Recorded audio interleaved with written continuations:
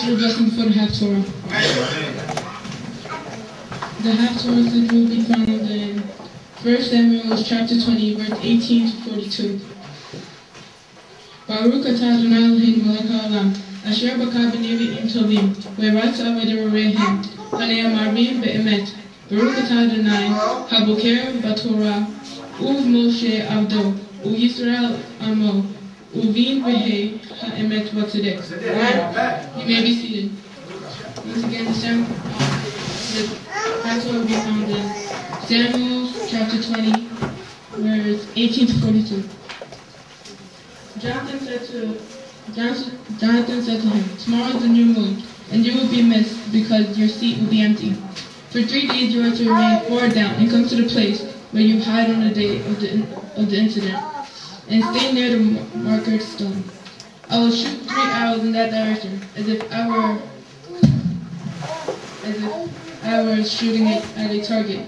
Behold, I will then send the lad, saying, go find the arrows. If I say to the lad, behold, the arrows are on the side of you, then you yourself may take the arrow and return for it well with you, and there is no concern as Hashem lives.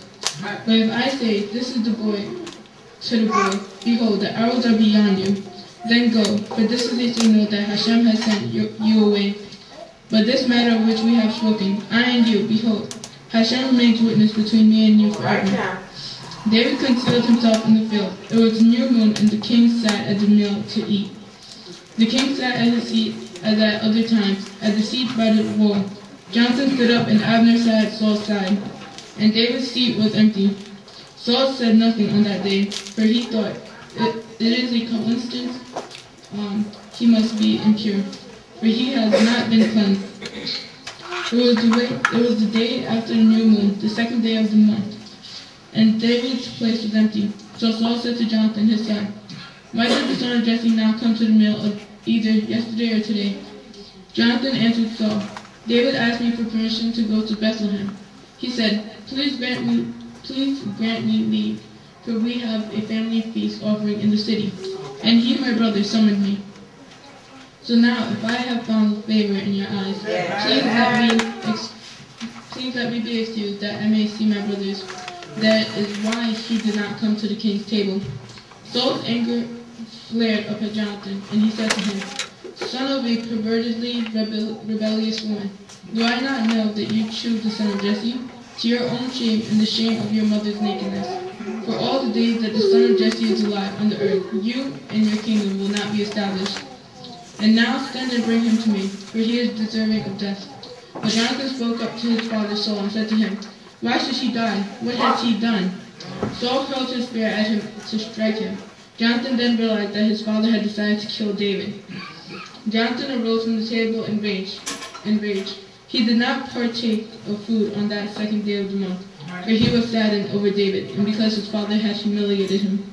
It happened the next morning that Jonathan went out to the field for the meeting with David, and the young attendant was with him. He said to his attendant, please run and find the arrows that I shoot. The attendant ran, and he shot the arrows to go beyond him.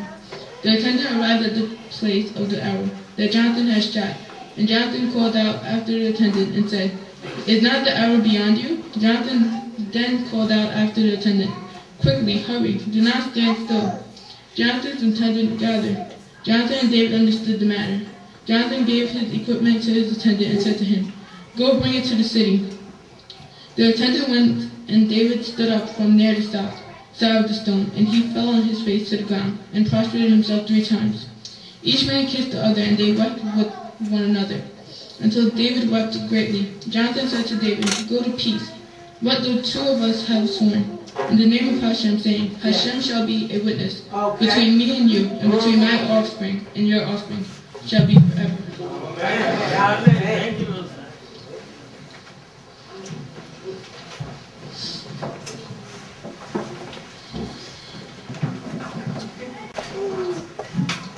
Baruch atah Adonai Eloheinu melech haolam, zor kol ha'olamim tzadik bekal hadorot.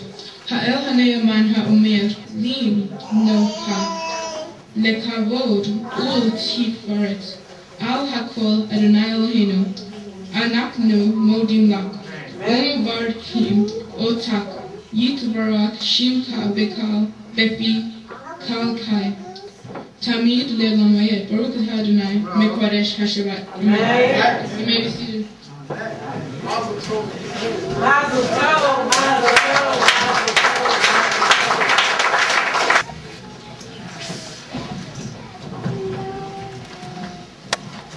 Blessed is the one who freed me from the punishment of this world.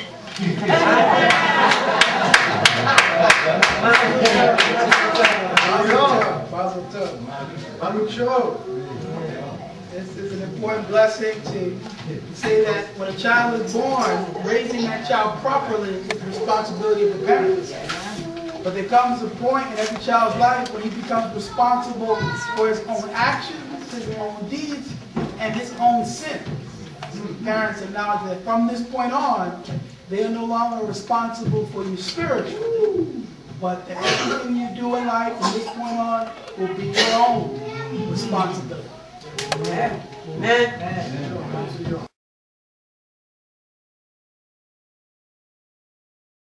Okay. All right.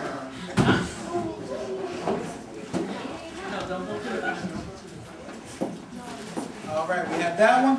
And this is your folder. You can put it in a frame or in a photo. Shalom Aleichem. Aleichem shalom. Congratulations.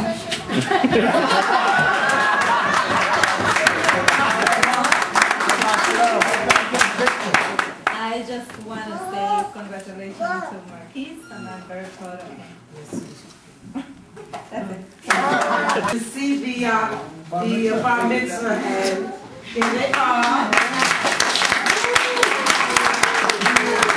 And here they are.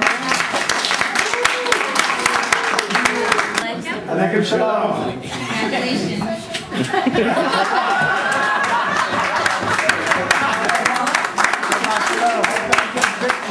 I just want to say congratulations to Marquise, and I'm very proud of him.